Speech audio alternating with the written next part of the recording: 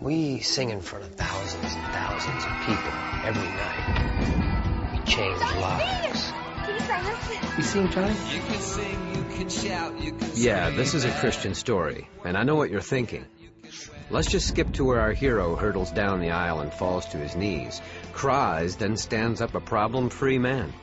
Then everyone sits in a circle, holding hands, singing Kumbaya. Don't you dare make this about me. You know, I'm just doing my lead singer duties. You're done. This band is going to be nothing without me. Yeah, I'm wondering if you could send some money my way. Look, man, we had a partnership. Tell me when you're clean. And I have 3.5 more weeks. Get out of here! Get out of here! You a believer? What kind of question is that? But God's more interested in our hero going through a process than zapping him with spiritual morphine. What kind of father does this? I'm a great father. I'm a good father. Where am I? You should know by now. I don't know where to go. You're right. Is he gonna be all right? I don't know. The oxy, it was killing me. Now you're gonna play the humbled hero? I'm not the mirror man! I'm not Oxy! I'm not your troubadour! And I'm not a con man! Yeah, but that's what you want to be! And right now all you is ugly! You're real ugly! Why does someone wear a mask or masquerade as someone they're not? Because they're hiding. I was hiding. Talk to me, baby. I was an imposter. goodbye to the glasses, I'd say hello. When you defend behavior like Johnny's, who are you really giving the pass to?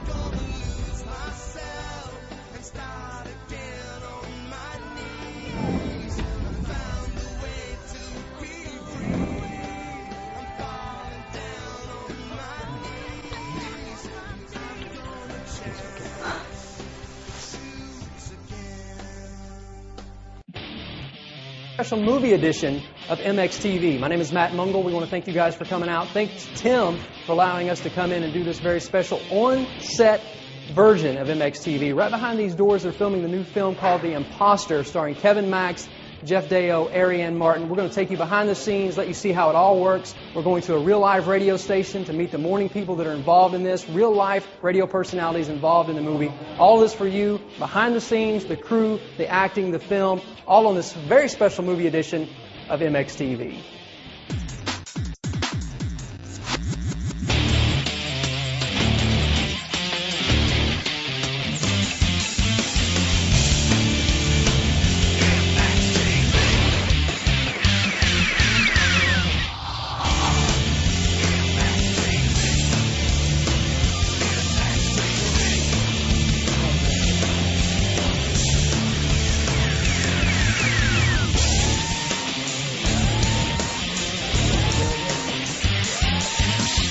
On set at the 89.7 Power FM studios, where we've been filming all day behind the scenes of the new film The Imposter. And with us are the real-life Chris and Dawn, who played Chris and Dawn in the movie. It was tough. Yeah, but you guys did good. We were watching it in there, and we mixed it up, real. and I was Chris and he was Dawn for this, just for fun. Right. Yeah.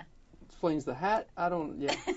You got all the makeup and stuff, yeah. But now that it's done, because you never know, because you guys do a television thing with Power FM, but is it different doing this compared to that? I mean, or was it a lot of it similar? But fortunately, we don't usually have it scripted on our show, and so this is what we had this for the a little cheat sheet, which is what I was actually reading from. And in radio, we're always reading scripts and stuff anyway, so it looked natural for us to be looking at going, it's 7:10, good morning, Chris and Dawn here with you, and then line, oh, there it is. Yeah.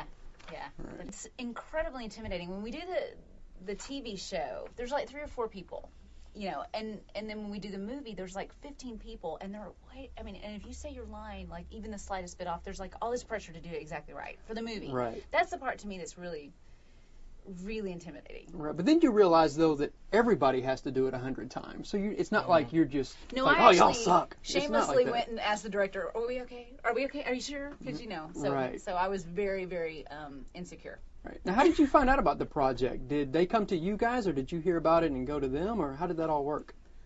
Dan Milliken is the director, and he's a friend of mine from church. Actually, he leads my son's Royal Rangers group on Wednesday night. Really? You should have asked him about that. Yeah, exactly. So we go way back, and I've actually done a bunch of voiceovers for previous movies that he's done. And so he, I think because he wanted to come in and hang out in a radio station. He's a big fan.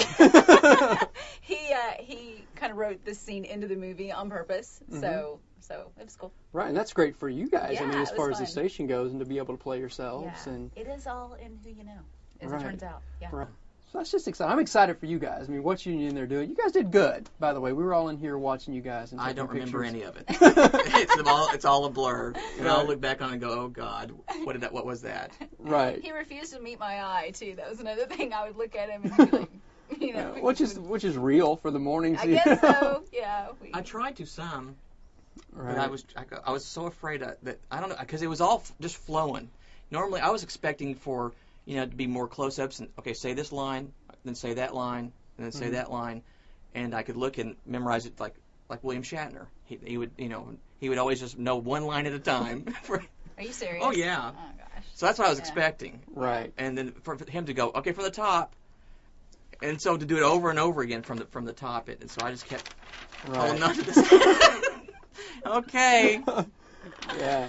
Right. And for your cue. apparently, I roll my eyes too much at Chris, and they're saying don't do that, and I'm like, But you I do can't. that in I know, life. Yes, I'm she's doing it always right doing now. that. Looks like you Yeah. see that. So, Right. Yeah, but when they're doing that, like right in your face is like I guess 8 feet tall on the screen. Rolling your eyes is like a big 3-foot ball. Yes.